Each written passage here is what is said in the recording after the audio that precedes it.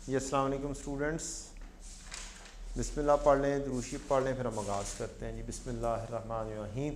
अल्लाहुम्मा सल्लि अला मुहम्मदिन व अला आलि मुहम्मदिन कमा सल्लैता अला इब्राहीम व अला आलि इब्राहीम इन्नका हमीदुम मजीद। अल्लाहुम्मा बारिक अला मुहम्मदिन व अला आलि मुहम्मदिन कमा बारकता अला इब्राहीम व अला आलि इब्राहीम इन्नका हमीदुम मजीद। रब्बि इश्रह ली सदरी व यस्सिर ली अमरी वहलुल उक़दतम मिन लिसानी यफ़क़हू क़ौली। रब्बि ज़िदनी इल्मा रब्बि यस्सिर वला तुअस्सिर व तम्मिम बिल खैर। अल्लाहुम्मा इन्नी अस्अलुका इल्मन नाफ़िअन व अमलन मुतक़ब्बिलन व रिज़्क़न तय्यिबा। कल तक के लेक्चर में से कोई क्वेश्चन बच्चों आप लोगों का clear? Okay, let's move on. हम आगे बढ़ते हैं। FOH हम पढ़ रहे हैं। FOH के अंदर चंद बातें बिल्कुल बेसिक लेवल पर हमने की थी। वो मुख्तलिफ़ किस्म की चीज़ें थी, लाइक मुख्तलिफ़ किस्म के नाम थे। कॉस्ट ऑब्जेक्ट किसको बोलते हैं। यहाँ पर एक छोटी सी बात और डिस्कस कर दूँ कि there is a difference between cost object and cost centre. क्या है? कॉस्ट सेंटर जो है वो एक डिपार्टमेंट होता है जहाँ पे कॉस्ट इकट्ठी करनी होती है। ये लिख लें अपने पास। कॉस्ट ऑब्जेक्ट जिस प्रोडक्ट की चीज़ का आपने कॉस्ट मेजर करनी है। कॉस्ट सेंटर है कोई डिपार्टमेंट जहाँ पर कॉस्ट इकट्ठे होनी है। तो काइंडली इन दो चीज़ों को मिक्स ना कीजिएगा।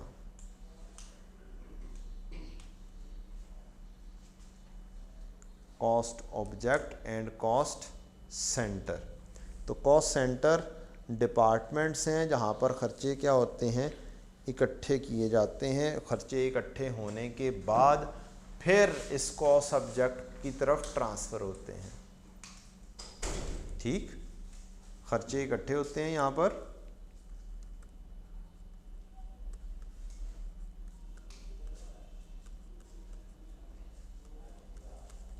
और फिर कॉस्ट ऑब्जेक्ट को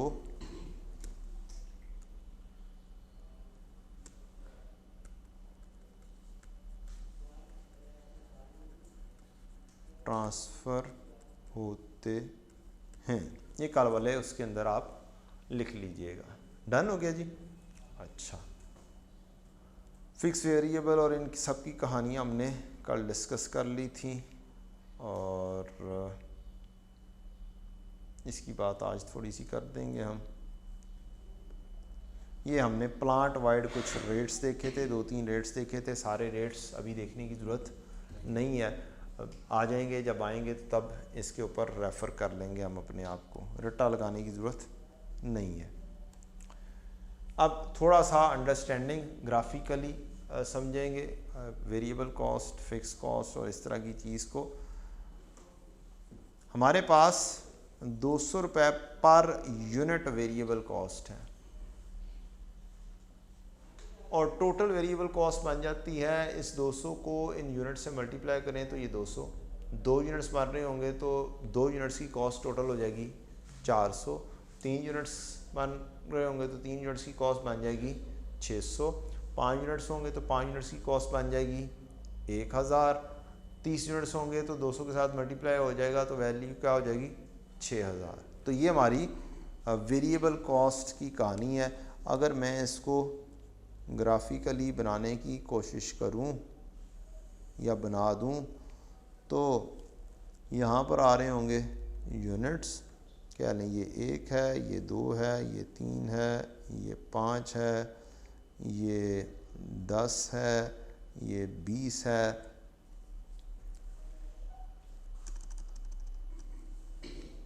एक 2 3 5 10 20। तो जो 200 है वो कुछ यहाँ पे फॉल कर रहा होगा। ये होगी आपकी वेरिएबल कॉस्ट पर यूनिट की लाइन। इसी तरह से अगर टोटल की बात करें तो तो 1 यूनिट का होगा 200, 2 यूनिट्स का इसी तरह से 400, 400 और यूं ये लाइन यूं ड्रा हो जाएगी। ये हो गई टोटल वेरिएबल कॉस्ट्स। 2 का 400, 3 का कितना होता है जी, 3 का कितना हो जाएगा 600 और 5 का हो जाएगा आपका 1000 और 10 का हो जाएगा आपका 2000, ऐसे ही है। और 20 का हो जाएगा आपका कोई 3000 पता नहीं कितना। डन हो गया। अब टोटल फिक्स कॉस्ट ये है 2000। 1 यूनिट बनाएंगे तो भी 2000 टोटल लगनी है, 5 यूनिट बनाएंगे तो भी 2000 लगनी है, 20 यूनिट बनाएंगे तो भी 2000 लगनी है। पर यूनिट अगर निकालना होगा तो 2000 तकसीम 1 2000 आ जाएगी, 2000 तकसीम 5 400 बन जाएगी, 2000 तकसीम 20 100 पर गिर जाएगी। ये पर यूनिट आहिस्ता आहिस्ता क्या होती रहेगी, कम होती रहेगी।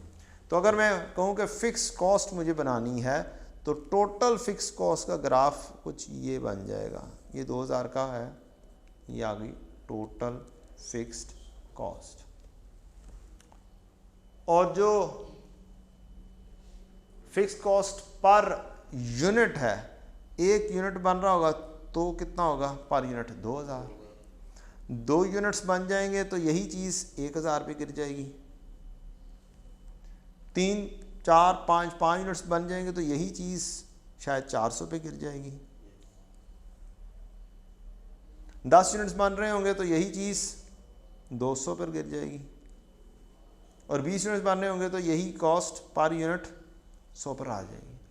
तो ये ग्राफ जो है ये आहिस्ता आहिस्ता क्या हो जाएगा, ये स्टीप होकर इस तरीके से, थोड़ा सा गलत हो गया हल्का सा,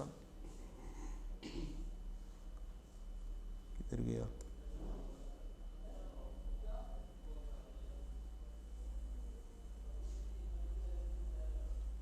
इस तरीके से डाउन जाता जाएगा।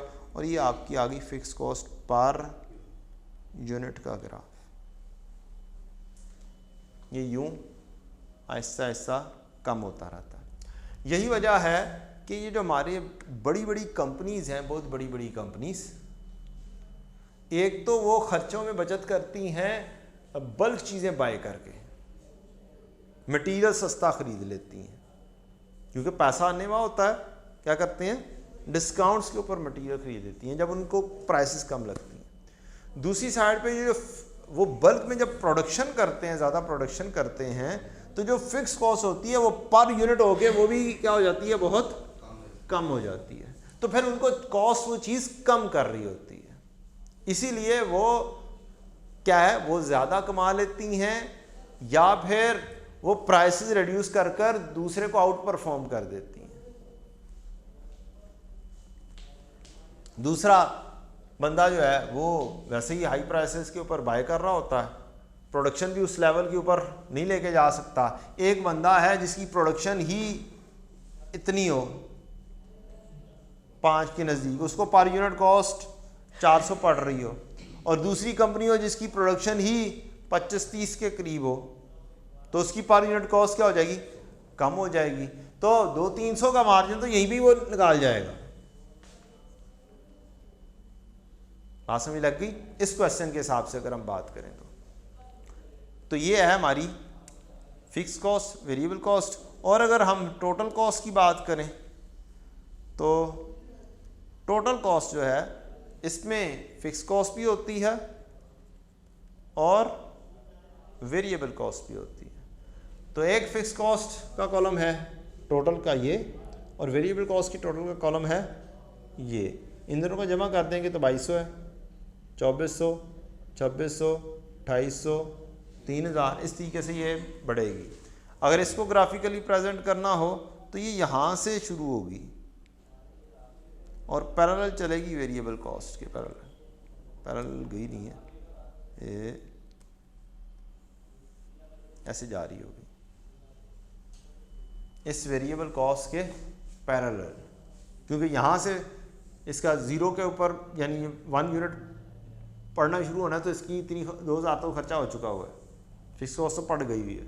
अब जितनी वेरिएबल कॉस्ट है उतना उसने भी बढ़ते चले जाना है। तो ये है हमारा छोटा सा ग्राफ।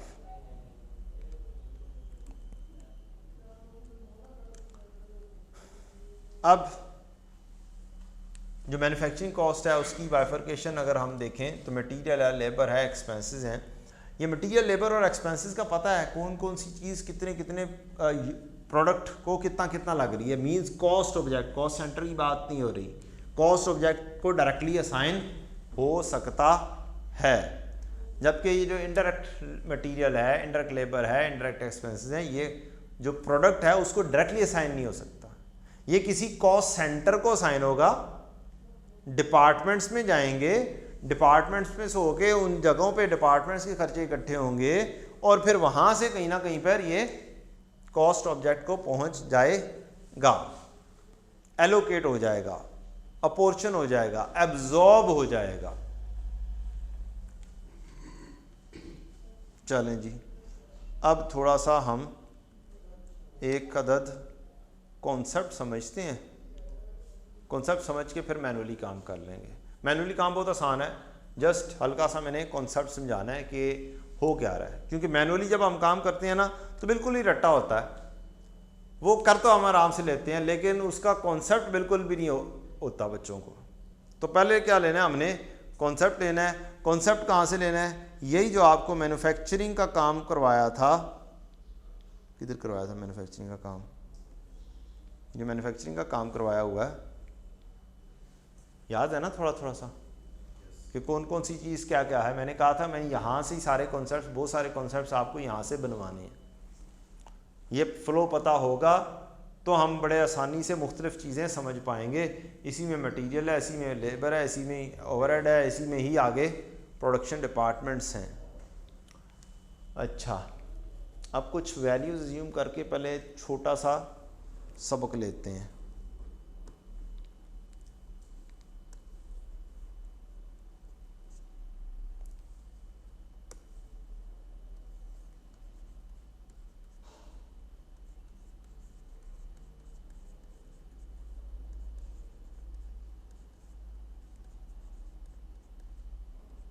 एक प्रोडक्शन डिपार्टमेंट है हमारा।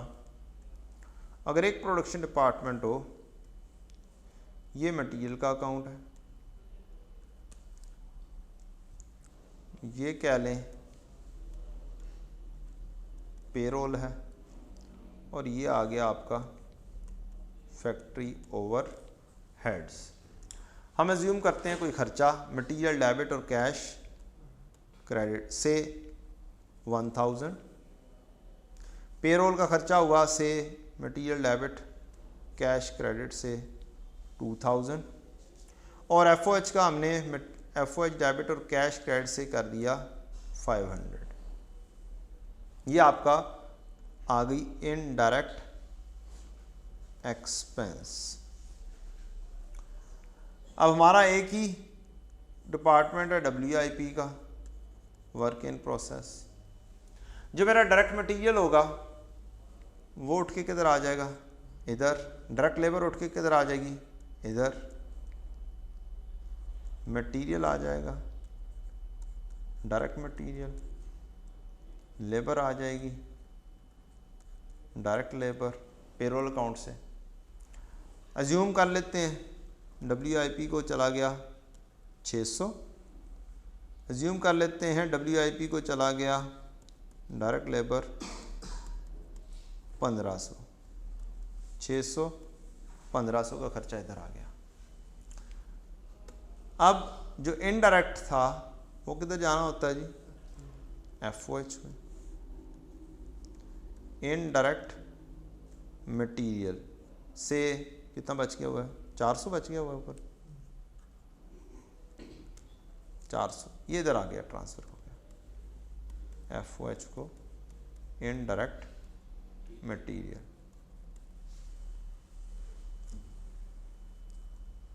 इसी तरह से जो है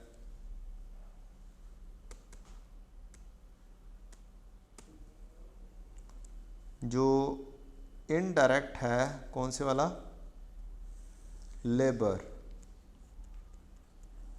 ये 500, ये अभी आ गया इधर, ये बाकी बच गया था, FOH, इनडायरेक्ट लेबर। अब मैं इस वक्त एब्जॉर्प्शन की बात नहीं कर रहा, मैं ये अज्यूम करने लगा हूँ कि ये सारे कोई अंडर ओवर नहीं है, सारी की सारी हमने ट्रांसफ़र करनी है। एक ही डिपार्टमेंट है, कोई टेंशन नहीं है। किधर जाना है, FOH सारे का सारा खर्चा वर्क इन प्रोसेस में, यहाँ पे जाके क्या हो जाएगा, इकट्ठा हो जाएगा और वो आगे चला जाएगा फिनिश गुड को। ठीक, तो यहाँ से यहाँ पे मूव करने में कोई टेंशन नहीं है। FOH 5,000 और 1,400 इधर से निकलेगा और इधर पहुँच जाएगा, no tension at all. Situation क्या है, सिचुएशन ये है जब मेरे पास खर्चे इससे कहीं ज़रा डिफरेंट हों, मेरे पास 2 और more production and service departments. Service department वो होंगे जो डायरेक्टली प्रोडक्शन नहीं कर रहे हैं, वो सर्विसेज दे रहे हैं। जैसे क्वालिटी कंट्रोल है, वो क्या कर रहा है, फैक्ट्री में बैठा हुआ सर्विसेज दे रहा है। जो जैसे रिपेयर डिपार्टमेंट है, ये क्या कर रहा है, सर्विसेज दे रहा है। तो अब क्या होगा, अब सिचुएशन क्या होगी,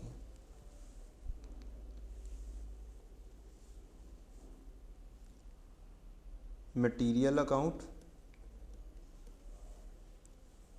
फिर आ गया हमारे पास पेरोल का अकाउंट, फिर हमारे पास आ गया FOH का अकाउंट। अच्छा,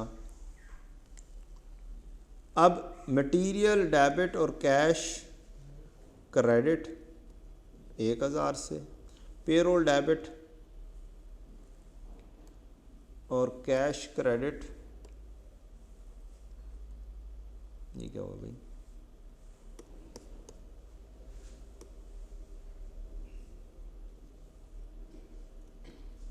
$2,000 और FOH डेबिट और कैश क्रेडिट 5। ये हमने नॉर्मली कर दिया। लेकिन अब मसला ये है, यहाँ पर मेरे पास एक आ रहा है WIP 1, एक आ रहा है मेरे पास WIP 2, एक आ रहा है मेरे पास सर्विस डिपार्टमेंट 1, एक और आ रहा है मेरे पास सर्विस डिपार्टमेंट 2।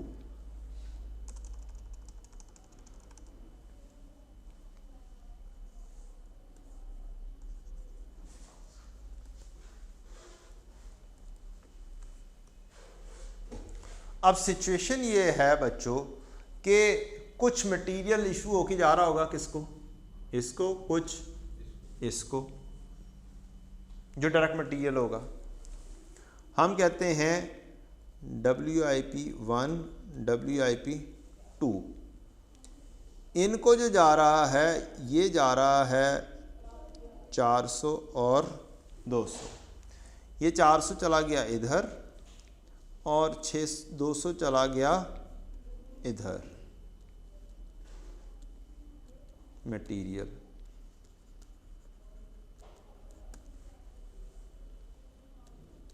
$400, $200, इसकी कोई टेंशन नहीं थी।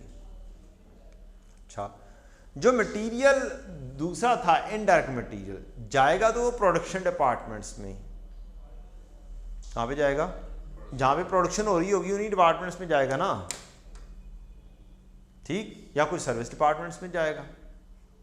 लेकिन अकाउंटिंग के मुताबिक उसने कहाँ पे जाना है, FOH में, क्योंकि वो क्या है, इनडायरेक्ट मटेरियल है।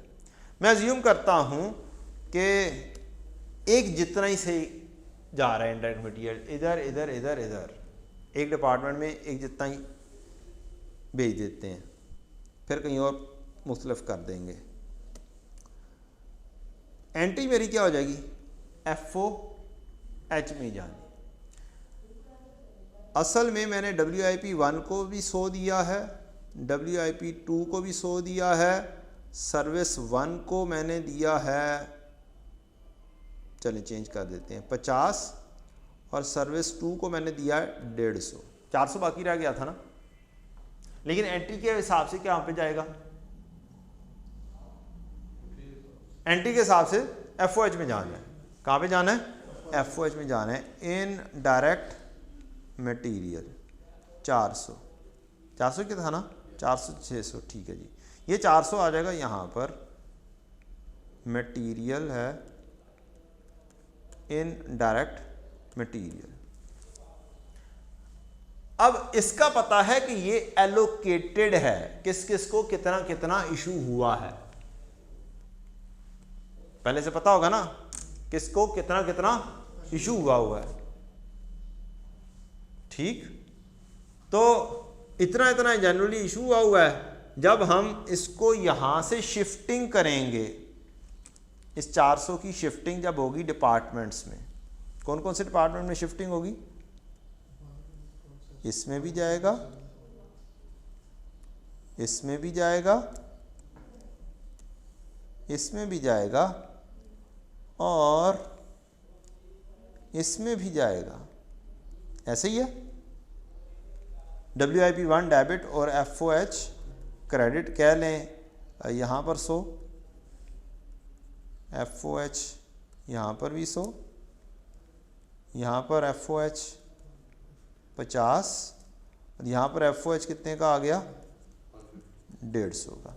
तो ये एलोकेटेड है, पहले से ही पता है। इसी तरह से इनडायरेक्ट, जो ये 1500 था, अब डायरेक्ट क्या नाम है, डायरेक्ट लेबर जो है वो सिर्फ किधर जा रही होगी, डायरेक्ट लेबर इधर जा रही होगी या इधर जा रही होगी, और कहीं पे नहीं जाएगी। वो सिर्फ प्रोडक्शन डिपार्टमेंट में डायरेक्ट लेबर जाती है ना। जो लेबर सर्विस डिपार्टमेंट में काम कर रही होगी वो तो रूट होके जाएगी, कहाँ से, FOH से होके रूट होके जा रही होगी, ठीक है जी। तो जो डायरेक्ट लेबर है WIP1 को जानी है और WIP2 को जानी है डायरेक्ट लेबर से 900 और 600, 900 और 600, ये डायरेक्ट लेबर आ गई, ये आपकी डायरेक्ट लेबर आ गई। अब जो 500 है बाकी का, वो पता हो भी सकता है किस किस डिपार्टमेंट के, और कुछ का नहीं भी पता हो सकता। जिसका पता होगा वो कौन सी होगी, मसलन सुपरवाइजर का पता है, इस डिपार्टमेंट का सुपरवाइजर कौन सा है, उसकी सैलरी कितनी है, इस डिपार्टमेंट में जो सुपरवाइजर काम कर रहे हैं उनकी सैलरी कितनी है, इस डिपार्टमेंट में जो बंदे काम कर रहे हैं उनकी सैलरीज कितनी है। तो काफ़ी हद तक पता होगा, ठीक। अभी मैं यही बात कर रहा हूँ कि ये हमें से पता है 500 है ना, तो हमने ये ट्रांसफ़र कर दिया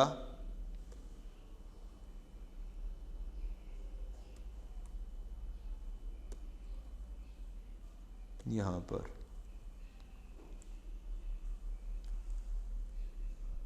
FOH को कितना, 500। ये क्या है, इनडायरेक्ट लेबर, ये 500 आ गया इधर इनडायरेक्ट लेबर का, ठीक हो गया। अब इसने यहां से बांटा जाना है मुख्तलिफ डिपार्टमेंट्स में, ये भी आसान है। कुछ का अक्सर का आपको पहले से पता होगा कि कितना कितना बांटा जाना है, बांट लेते हैं। कोई आप अज्यूम करके बता दें कि इसकी थी कितनी कितनी, चलें यहाँ पर हम कह देते हैं WIP1 WIP2 सर्विस 1 सर्विस 2 का पता है कुछ, और कुछ का नहीं पता। मसलन फ़र्ज़ करते हैं, हम कहते हैं 60 70 90 50, कितना कितना हो गया जी, 9 कितना हो गया जी 270। 270 का पता है और 230 का नहीं पता।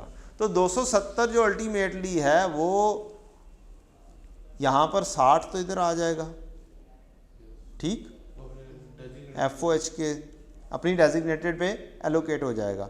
60 70 90 और 50। अब ये 500 मैंने 500 में से कितना ट्रांसफ़र कर दिया 270 को ट्रांसफ़र कर दिया मुख्तलिफ डिपार्टमेंट्स में। इससे पहले मैं ट्रांसफ़र कर चुका हूँ 400 को मुकम्मल ट्रांसफ़र कर चुका हूँ। अब मसला ये आया से ये रेंट था, ये क्या था रेंट था। अब रेंट को मुझे बांटना है, कैसे बांटूं मैं? ये ऐसी चीज है जो बांटनी पड़ेगी। ये पहले से क्या थी एलोकेटेड थी, ये क्या चीज थी एलोकेटेड थी। अब इस 500 में से 270 तो बांट दिया, बाकी का जो बांटा जाना है 230 और 500, ये दो चीजें रह गई हैं जो अभी बांटी नहीं गई।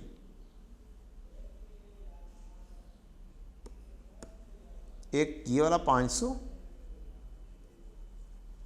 और एक ये वाला 230, यानी 730 को मुख्तलिफ दो खर्चे हैं, इनको अब बांटना है इधर इधर using some basis, using some basis. हो सकता है ये जो रेंट है, रेंट फिर बेस्ट किस बेसिस पे बांटा जा सकता है, क्या अब आपने बेसिस सोच के बतानी है। बेसिस एक मेरे पास हो डायरेक्ट लेबर के घंटे, लेबर आर, क्या हो जी लेबर आर। एक हो मेरे पास मशीन आर, पढ़ा जा रहा है ना सही, या कोई और चूज कर लूँ मैं? लेबर आर है, मशीन आर है, एरिया है, किलोवाट आर है। किस बेसिस पे बांटूं रेंट को? रेंट को बांटना है, रेंट को सोचें, रेंट को बांटना है। क्या रेंट एरिया के हिसाब से होगा ना, कि ये कितना ऑक्यूपाई कर रहा है, ये कितना ऑक्यूपाई कर रहा है, वो कितना ऑक्यूपाई कर रहा है। तो बेसिस सूटेबल चूज करनी है और लॉजिकल चूज करनी है। और ये इसके अंदर कोई रॉकेट साइंस नहीं है कि पता नहीं क्या हो जाएगा, कौन सी बेसिस हो गई गलत हो जाएगी, ये हो जाएगी। आपकी 95% बेसिस आप खुद लॉजिकल बड़ी सही चूज कर लेंगे। कंफ्यूजन सिर्फ वहां पर होगी जहां पे आपको बड़ी मिक्सिंग लग रही होगी, या आप सही तरीके से नहीं चलेंगे, तब आपको लगेगी। या अगर आपने सिर्फ रट्टा लगा लिया होगा ना, तब चलेगी, तब कंफ्यूजन क्रिएट होंगी कि यार इसने तो ये, सर ने तो ये बताया था और अब लग आंसर में ये लगी है, तो ये तो कहानी गड़बड़ हो गई। तो क्वेश्चन के हिसाब से समटाइम्स बेसिस एक अवेलेबल नहीं होती, तो नेक्स्ट सूटेबल बेसिस के ऊपर जाना पड़ता है। अब इन बेसिस के अंदर आपको पता चल रहा है कि जी जनाब एरिया की बेसिस के ऊपर रेंट क्या हो जाना चाहिए, डिस्ट्रीब्यूट हो जाना चाहिए। ऑब्वियसली क्वेश्चन होगा तो उसमें एरिया अवेलेबल होगा। इसी तरह से ये 230 हो सकता है, ये 230 क्या है, ये है फैक्ट्री के सीनियर प्रोडक्शन मैनेजर की सैलरी।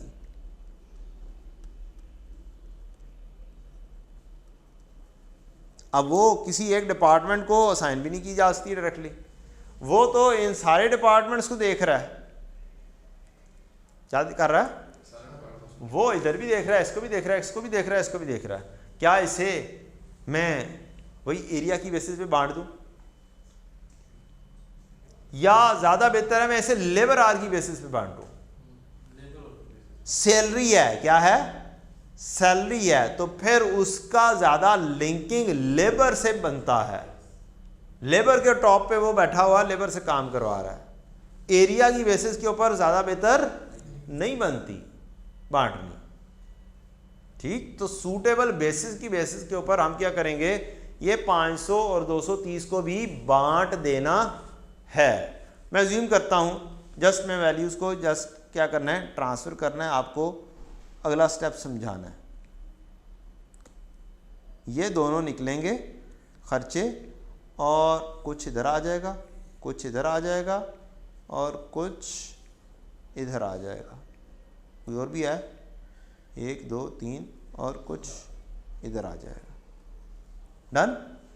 अब अज्यूम कर लेते हैं टोटल कितने हैं, 730, 730, 130 आ गया, इधर हम कहते हैं 200, 330 हो गया, 200 कितना हो गया, 530 कितना रह गया, स्टिल 200 रह गया, इसको कह देते हैं 300, अब कितना रह गया, 100। अब ये खर्चे क्या हो गए, बांटे गए। अच्छा, क्या एक एंट्री हमने पढ़ी हुई है, फिनिश गुड डेबिट और WIP क्रेडिट पढ़ी हुई है। प्रोडक्ट जो कॉस्ट ऑब्जेक्ट है वो असल में क्या है, अब फैक्ट्री में तो प्रोडक्ट है, क्या है, फैक्ट्री में product is the cost object. अभी खर्चे कहां पर आ चुके हुए हैं, कॉस्ट सेंटर्स में आ गए हुए हैं। एक कॉस्ट सेंटर, दूसरा कॉस्ट सेंटर, तीसरा कॉस्ट सेंटर कह लें, यहां पे खर्चे आ गए। अब अगला मसला ये है कि खर्चे ये जो यहां पर पड़े हुए हैं ये तो वर्क इन प्रोसेस में है ही नहीं। क्या है, ये वर्क इन प्रोसेस में तो है ही नहीं। तो अगला स्टेप ये होगा कि हम क्या करें, ये जो टोटल खर्चा है, कितना खर्चा है,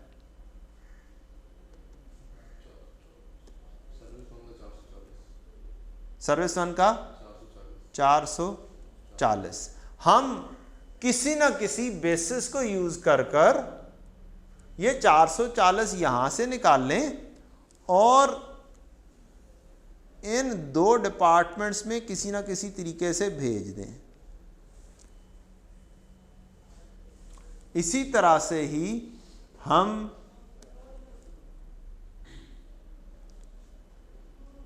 $200 और एक 300, ये 300 निकाल लें और इस खर्चे को भी ना किसी तरीके से कहां पर भेज लें, वर्क इन प्रोसेस में भेज लें।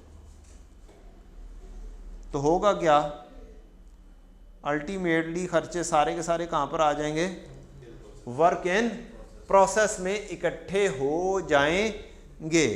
This is our target. क्या है, ये वो काम है जो हमने करना है, मैनुअली करना है, लेकिन उसके बिहाइंड लॉजिक ये है। और इस स्टेप को, जो पहला स्टेप है, इसको बोलते हैं एलोकेशन एंड अपोर्शनमेंट।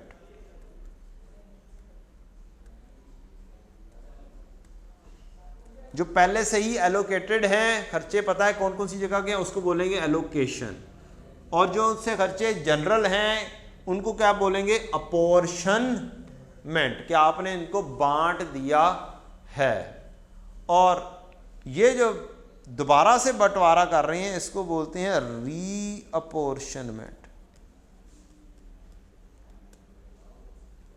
टारगेट हमारा क्या है, हमने अपने खर्चों को क्या करना है, पहले बांटना है सारे डिपार्टमेंट्स में किसी ना किसी बेसिस के तहत, फिर खर्चे आ जाएंगे सर्विस डिपार्टमेंट में, सर्विस डिपार्टमेंट से उठाकर फेंकना है किसमें, वर्क इन प्रोसेस।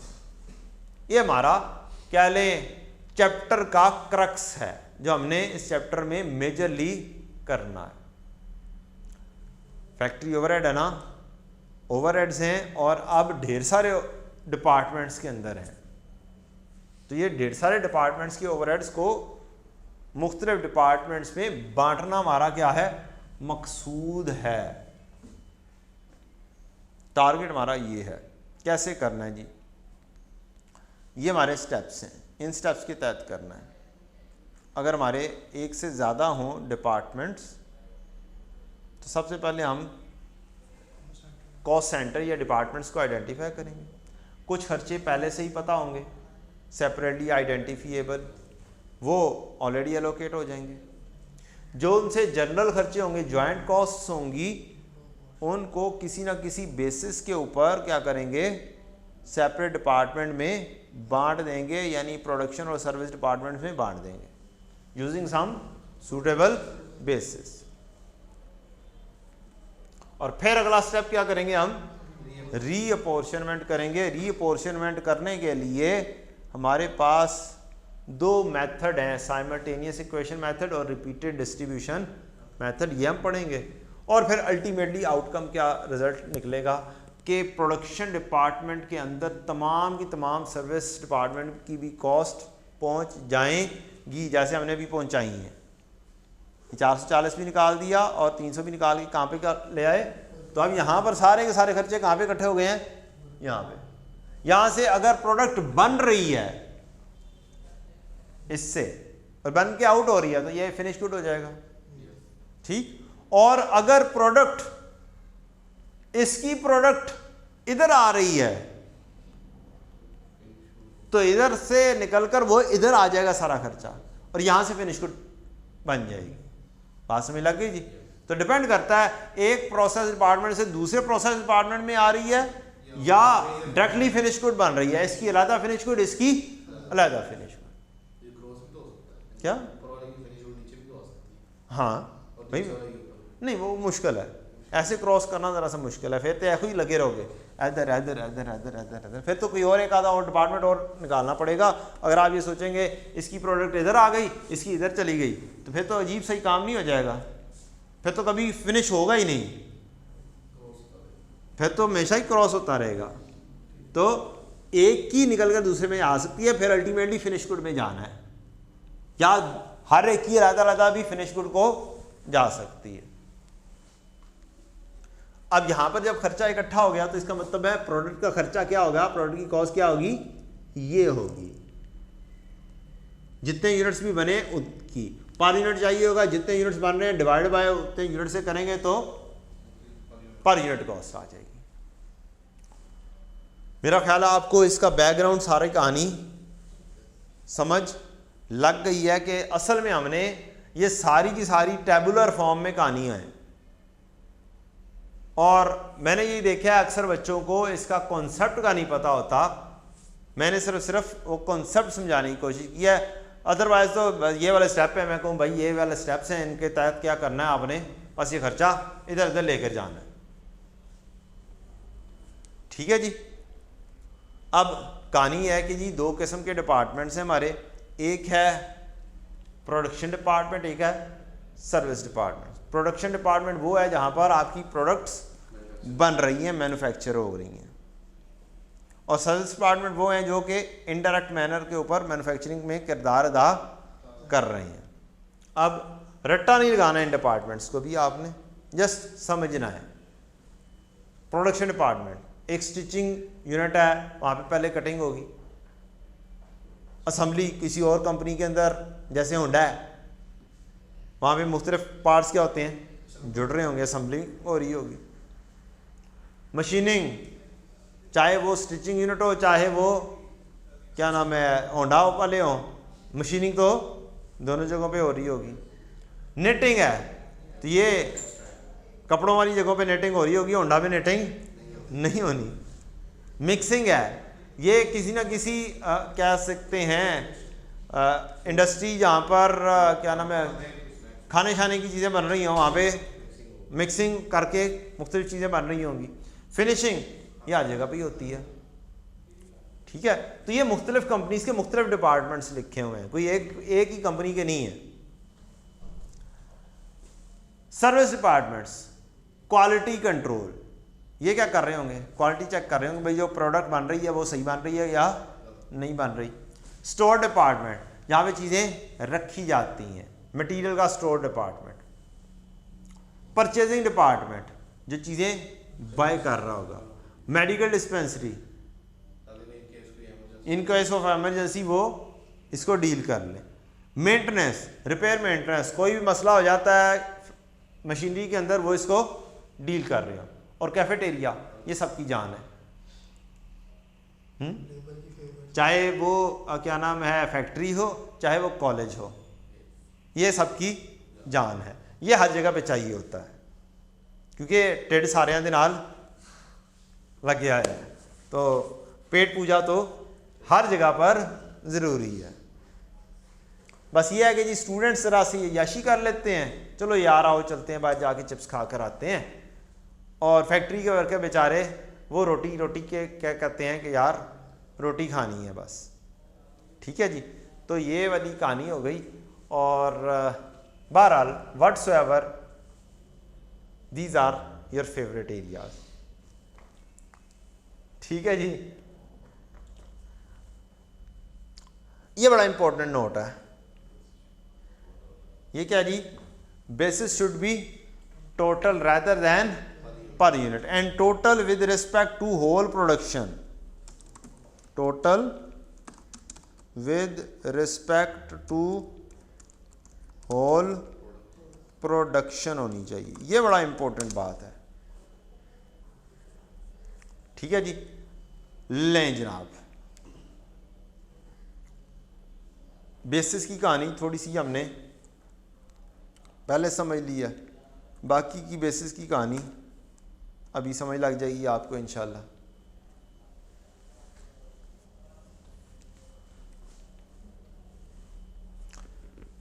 हमारे पास ये क्वेश्चन है, मैन्युफैक्चरिंग कंपनी जिसके दो डिपार्टमेंट्स हैं, एक मशीनिंग और एक समरी, ये दो प्रोडक्शन डिपार्टमेंट है, and two service departments, repair and quality control. Following information is available about production overhead cost. Production overhead की बजाय हम इसे कह देते हैं प्रोडक्शन कॉस्ट्स। कुछ बातें ये पढ़ने के बाद हम करेंगे। हमारे पास कुछ खर्चे हैं, मटेरियल का खर्चा, indirect labour, indirect material, factory rental. अब ये वाले वो वाले खर्चे हैं जो पहले से ही पता है कौन कौन से डिपार्टमेंट में कितने कितने अल्टीमेटली हुए हैं। ये वाली चीज़, ये जो मैंने कहा कि जी पहुंचना तो एफओएच में है, लेकिन एफओएच से पता है कि कौन कौन से डिपार्टमेंट को इशू हुआ है, लिहाजा उधर उधर फेंक दिए। ये एलोकेटेड है, ये वाला खर्चा, ये वाला खर्चा एलोकेटेड थे। जैसे ये वाले क्या थे, एलोकेटेड थे। और ये क्या है, जनरल, जो एलोकेटेड नहीं है। इनको क्या करना पड़ेगा, अपोर्शन करना पड़ेगा यूजिंग सम बेसिस। अब मेरा ख्याल है आपको बड़ा आराम से क्लियर कट पिक्चर समझ लग जाएगी कि ये वाली चीजें क्या है और ये वाली चीजें क्या हैं। ये वाले खर्चे क्या करने पड़ेंगे, अपोर्शन करने पड़ेंगे, बांटने पड़ेंगे। और ये वाले खर्चे पहले से हुए हैं। नीचे एक नोट है और फिर साथ ही कुछ बेसिस दी गई हैं। ये बेसिस में बांटने की चीज दी गई है। ठीक हो गया। अब हमने करना कैसे है ये अब हमने सीखना है। लेकिन उससे पहले मैं क्वेश्चन तो दिखा दिया आपको, कुछ बेसिस की कहानियां और कुछ मोटी मोटी सी बातें वो बताने लगा हूं। कुछ तो पहले से डिस्कस कर दी है। ये अगर क्वेश्चन के अंदर आपको ये वाली चीज़ मिल जाए, direct material, direct labour, direct expenses, चाहे ये एलोकेट होके मिल रहे हो चाहे अनएलोकेटेड दिए हो, क्या ये एफओएच हैं जी? ये तो एफओएच है ही नहीं, दीज आर नॉट एफओएच।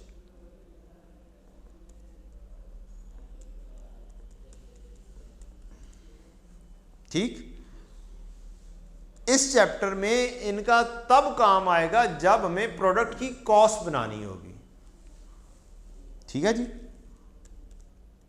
इसका काम तब आएगा जब हमें प्रोडक्ट की कॉस्ट बनाना होगी। एफओएच की अपोर्शनमेंट में इसका कोई काम नहीं है। डायरेक्ट मटेरियल, डायरेक्ट लेबर और डायरेक्ट एक्सपेंसेस का। ठीक है जी। अच्छा, आगे बेसिस।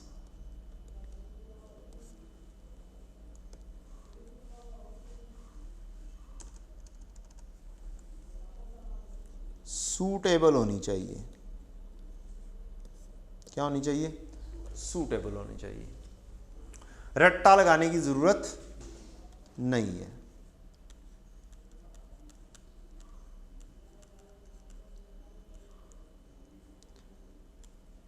ज़हन पे उतना बोझ डाला जाए ना जितना बर्दाश्त करे। अब इस फजूल सी चीज़ के ऊपर भी अगर आपने लॉजिक इस्तेमाल नहीं कर सकना तो फ़ायदा कोई नहीं। फजूल सी चीज़ इस वजह से बोल रहा हूँ कि जनाब ये बहुत पैटी सी चीज़ है, सोचने वाली चीज़ें आगे जाके आनी है। ये तो आराम से डिसीजन होते हैं इसके। मसलन फॉर एग्जांपल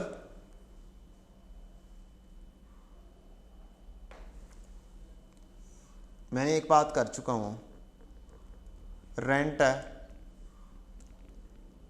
आपको एक बेस दी गई है डायरेक्ट मटेरियल की, एक लेबर आर की, एक मशीन आर की, एक एरिया की, एक किलोवाट आर की। आप क्या चूज़ करेंगे रेंट को बांटने के लिए? ऑब्वियसली एरिया चूज़ कर देंगे। ठीक है जी, या आप एरिया चूज़ कर देंगे। अच्छा, आपको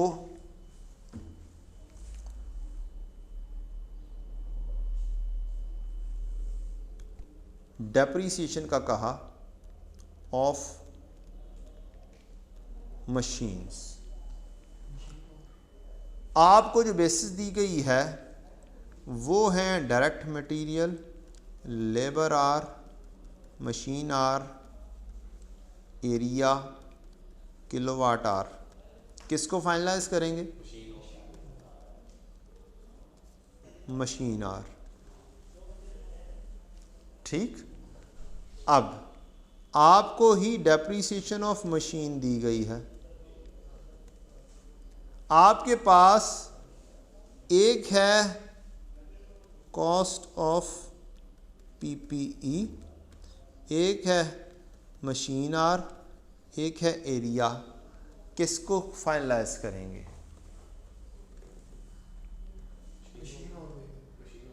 क्या ज़्यादा बेहतर मशीन आ रहा है या ज़्यादा बेहतर प्रॉपर्टी प्लांट एंड इक्विपमेंट की कॉस्ट है? डेप्रीसिएशन किस बेसिस पे होती है?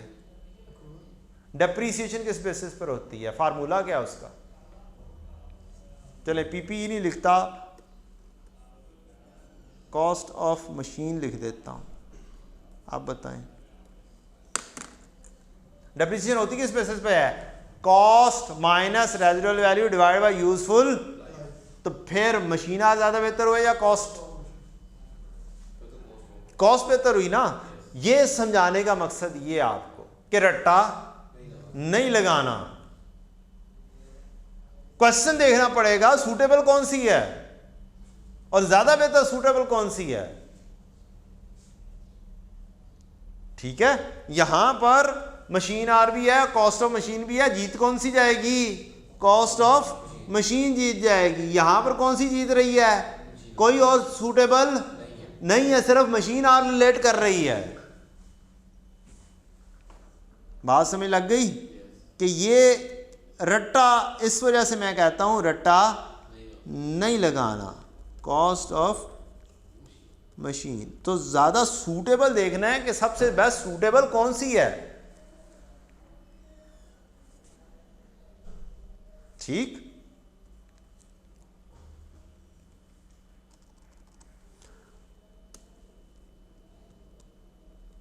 Power and fuel. Power and fuel मेरे पास आ रही है किलोवाट आर, मशीन आर और लेबर आर। कौन सी बेसिस बेहतरीन है? और एरिया जी, पावर जो है वो किलोवाट आवर्स के हिसाब से चलती है, तो मेरे लिए बेस्ट क्या है? किलोवाट और बेस्ट है। लेकिन अगर यही पावर दे दी जाए और इसके अंदर एक मशीन आर हो, एक लेबर आर हो, एक एरिया हो, अब कौन सी चूज़ करूं? अब क्या पावर या इलेक्ट्रिसिटी इसके अंदर सिर्फ और सिर्फ मशीन चली होंगी?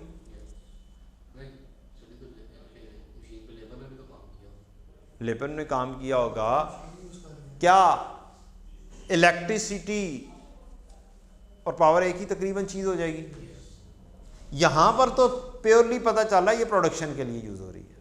यहाँ पर प्रोडक्शन से रिलेटेड कहानी थोड़ी सी डाउन है। यहाँ पर एक सूटेबल थोड़ी सी मशीन आ लगती है, एक सूटेबल एरिया लगती है। क्या बिजली पूरी फैक्ट्री में इस्तेमाल हो रही होगी? क्या बिजली फिर सर्विस डिपार्टमेंट भी जा रही होगी? क्या बिजली जो है वो जो फैक्ट्री के अंदर जो वेज बने हुए हैं, सड़कें बनी हुई हैं, क्या उनके ऊपर भी जल रही होगी? तो फिर अब क्या, कौन सी बेसिस ज़्यादा बेहतर हो जाएगी? एरिया बेहतर हो जाएगा। क्या हो जाएगा? एरिया बेहतर हो जाएगा। और अगर एरिया भी निकाल दूं मैं तो फिर क्या बेहतर हो जाएगा? मशीन आर बेहतर हो जाएगा। तो डिपेंड करता है क्वेश्चन टू क्वेश्चन। ठीक, कभी कभी एक ही क्वेश्चन के अंदर पावर भी दे देता है और इलेक्ट्रिसिटी भी दे देता है, दोनों चीजें दे देता है। क्या दे देता है? पावर एंड इलेक्ट्रिसिटी एक ही क्वेश्चन में दोनों दे देता है।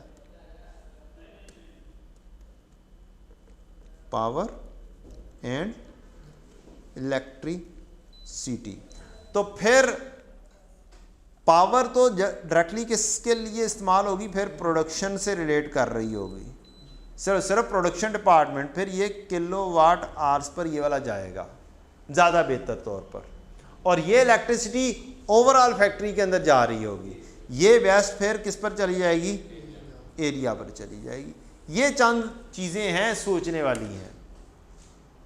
ठीक, और कुछ थोड़ी सी लॉजिक इस्तेमाल करने वाली है कि आप लॉजिक इस्तेमाल करो फिर ज़्यादा बेहतर है। ठीक हो गया? अब मेरा ख्याल आप आराम से करने के काबिल हो जाएंगे। खर्चे बांटने हैं और ये मेरे खर्चे दिए हुए हैं। तकरीबन फॉर्मेट हमारा यही होगा, कोई ख़ास चेंज नहीं है। इसीलिए मैं यहाँ पर आसानी के लिए क्या कर रहा हूँ? कॉपी पेस्ट कर रहा हूँ। एक कॉलम हमें मज़ीद चाहिए बेसिस का। क्या चाहिए हमें? यहाँ पे बेसिस चूज़ करनी है आपने।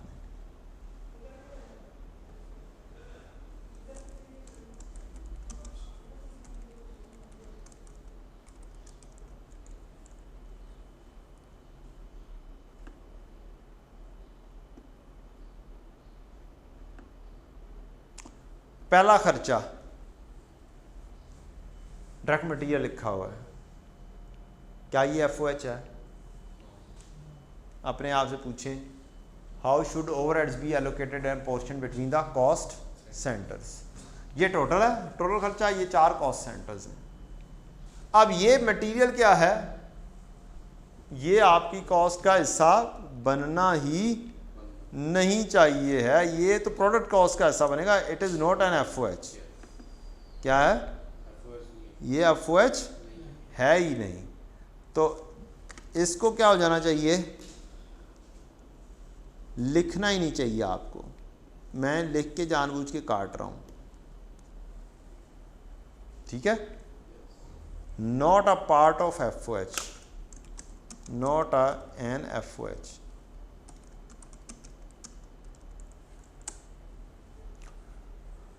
इनडायरेक्ट लेबर, क्या ये ऑलरेडी एलोकेटेड है?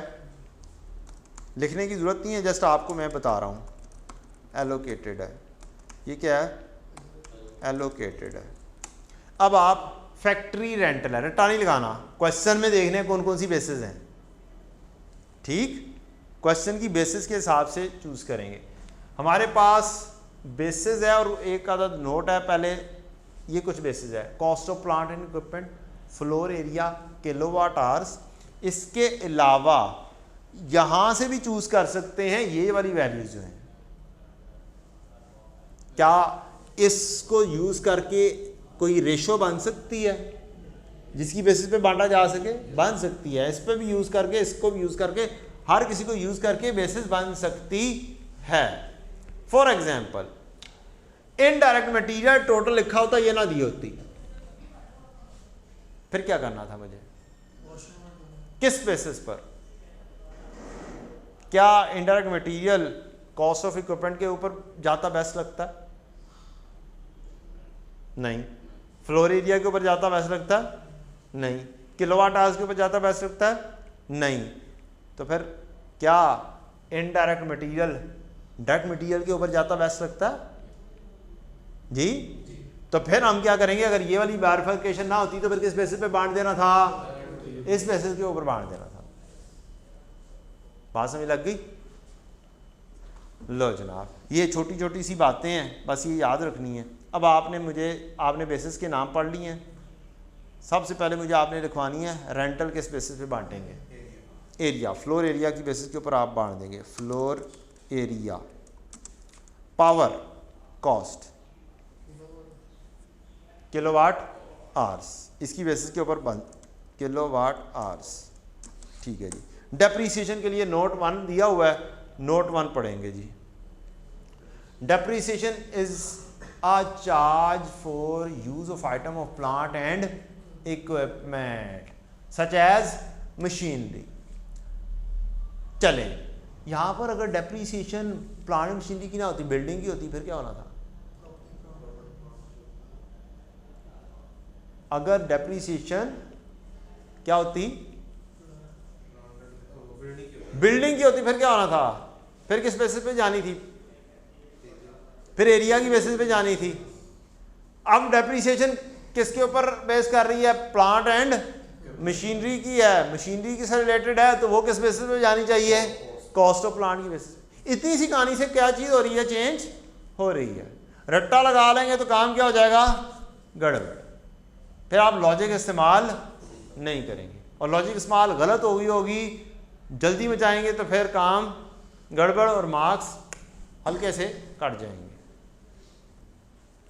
लें जनाब, तो अब डेप्रीसिएशन इस क्वेश्चन के हिसाब से कॉस्ट ऑफ मशीन की बेसिस के ऊपर जाएगी। डन। बिल्डिंग की इंश्योरेंस, बिल्डिंग है तो बिल्डिंग हर जगह पे है, एरिया के हिसाब से। इक्विपमेंट की insurance, cost of machine and equipment. ये आपकी होगी बेसिस। आपने सिलेक्ट कर ली बेसिस। अगला काम ये है कि यहां पर लेकर आओ और पहला काम करते हैं फ्लोर एरिया। क्या जी? Floor area.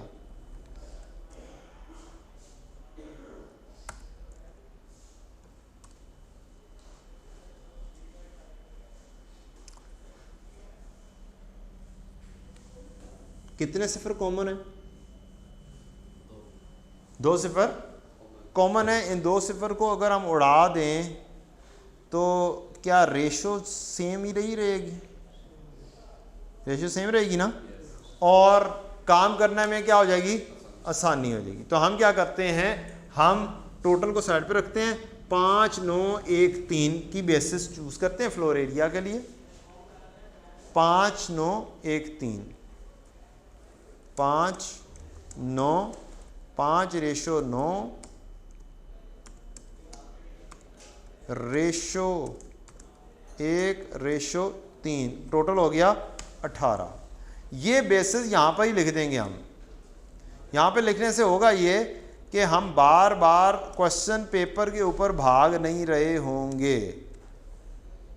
ये 2 किस बेसिस पे जानी है?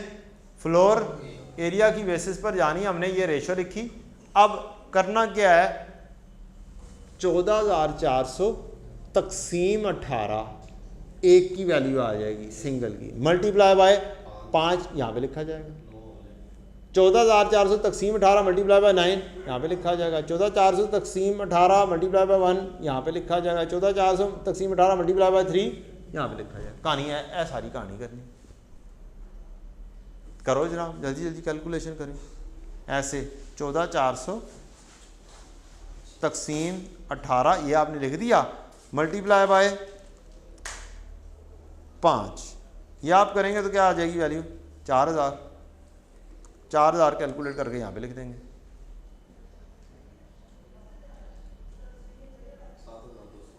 7,200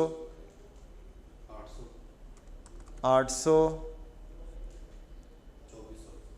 और 2,400। ठीक है जी। इसी तरह से ये तो बड़ा ही आसान है, ये तो बड़ा ही सीधा सीधा सा आ गया ना, 1800 है। ये तो 500 900 100 और 300 है, तो कैलकुलेशन भी करने की ज़रूरत नहीं है। ये कोई इक्का दुक्का ऐसी खूबसूरत चीज़ हमें मिल जाती है पेपर में जो मौजें देने वाली होती है, जो टाइम सेवर होती है। किलोवाट आवर्स कहाँ से ढूंढेंगे, यहाँ पे जाएंगे और रेशो में कितने सिफर कॉमन, सिफर को उड़ाया करें। क्या करें, सिफर को उड़ाया करें, कोशिश किया करें। 60 10 5 5, आप पूरा भी लिखना चाहें पूरा भी लिख सकते हैं, लेकिन जगह खामखा की ज़्यादा घेरेगा। 60 10 5 5, यहाँ पे आप गए और आपने कहा 60 10 5 5 इक्वल टू हो गया 80। इस बेसिस पर आप बांट देंगे 4800 को। 4800 तकसीम 80 मल्टीप्लाई बाय 60, 4800 तकसीम 80 मल्टीप्लाई बाय 10, 3600 600 300 और 300। ये देखें अब यहाँ पे भी टाइम सेवर था, 10 की वैल्यू आ गई है तो ये उसकी क्या होगी, आधी आधी होगी। Cost of machine, cost of machine 40 15 5 10 70 total. 40 ratio 15 5 10 और टोटल हो गया 70। 14,000 तकसीम 70 2,000 आ जाएगा, नहीं 200 आ जाएगा। 200 ज़रब 4,000 8,000 3,000, इसका आ जाएगा 1,000 और इसका आ जाएगा 2,000। अब ये वाली चीज़ है यहाँ, अब दोबारा से क्वेश्चन की तरफ भागने की ज़रूरत नहीं है। आप यहीं से ही देख के लिख दें या ना भी इसके सामने लिखें तो भी गुजारा चल जाएगा, क्योंकि आपके सामने मौजूद है। 4200 तकसीम 70 7 चौका 28 7 5 35 7 6 42 6 चौका 24 2400 आ जाएगी। 2400 इसकी आ जाएगी।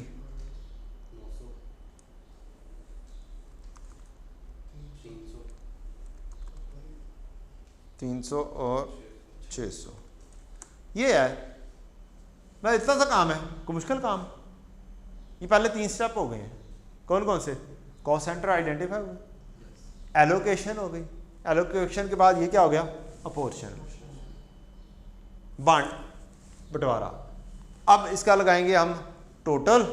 ये टोटल लगने के बाद कल हम करेंगे इसी क्वेश्चन का टोटल, उसी दिन लगा लेंगे। ये लाख टोटल नहीं है, 40,000 निकल के 60,000 टोटल हो जाएगा। इसी को निकाल कर इसी से आगे क्या काम कर लेंगे, हम रीअपोर्शनमेंट वाला काम कर लेंगे। और ये सर्विस डिपार्टमेंट के जो खर्चे होंगे इनको कहाँ पे शिफ्ट कर देंगे, वर्क इन प्रोसेस में शिफ्ट कर देंगे। आज के लिए इतना ही। अब आपके लिए काम ये है कि जी ये स्टडी टेक्स्ट की एग्जाम्पल नंबर 1 है, अजफा एंड को। क्या है, अजफा एंड को। ये आपने लाजमी तौर पर कर लेनी है। साथ ये वाला क्वेश्चन जो मैंने करवाया ये भी कर लें, PDF आपके पास मौजूद होगा, होप सो पहुंच जाएगा आप तक। ठीक है ना, ये चला गया PDF आपके पास, यहाँ पर नहीं यहाँ पर जाना है, यहाँ पर ये ले जनाब, आज तारीख है आई थिंक सो 30 और हमने पढ़ा है एलोकेशन एंड अपॉर्शनमेंट। और ये होमवर्क के तौर पर आपने अजफा एंड को स्टडी लेक्स की एग्जाम्पल 1 है, ये करनी है, खुद सोचना है, आंसर नहीं देखना। आंसर भी यहाँ पे भी मैंने दिया हुआ है, लेकिन आपने बस यहाँ तक काम करना है, यहाँ तक सामने रखना है, बल्कि आपने बुक से देखना है, क्वेश्चन को पिक करना है और ख़ुद सोचना है कि आप कैसे कैसे करेंगे। क्वेश्चन में 2-3 मसले आएंगे, टेंशन नहीं लेनी, शायद आएँ, लेकिन जो बातें आज हमने कर ली हैं इंशाल्लाह आएंगे नहीं। आप अच्छे लॉजिक इस्तेमाल करेंगे, आराम से काम हो जाएगा। तो पहले 3 स्टेप हो गए। नेक्स्ट डे में रीअपोर्शनमेंट सीखेंगे, 2 मेथड हैं, वो दोनों करेंगे इंशाल्लाह। एक दिन में हो जाएंगे दोनों, अलग-अलग, या एक ही दिन में हो जाए शायद दोनों। एक ही दिन में तो खैर मुश्किल ही लग रहा। थैंक यू जी, बेस्ट ऑफ लक, अस्सलाम वालेकुम।